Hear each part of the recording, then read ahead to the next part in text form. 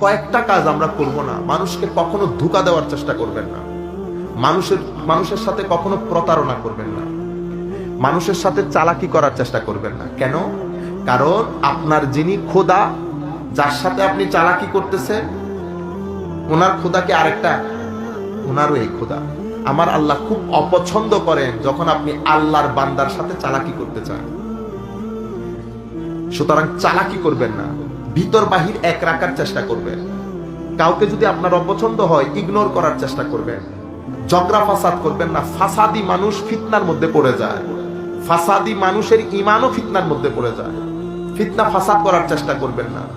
সবর করার, ধৈর্য ধারণ করার এই যে অভ্যাস, এটা করেন, এটা আমাদের মধ্যে একেবারে নাই। অথচ আল্লাহর ধরতির মধ্যে সবচেয়ে সম্মানের জিনিস হচ্ছে সবর করা। সেই কারণে সবকিছুর জন্য আমার আল্লাহ একটা একটা নিয়ামত দিয়েছেন, এটার জন্য এটা, এটার জন্য জান্নাত।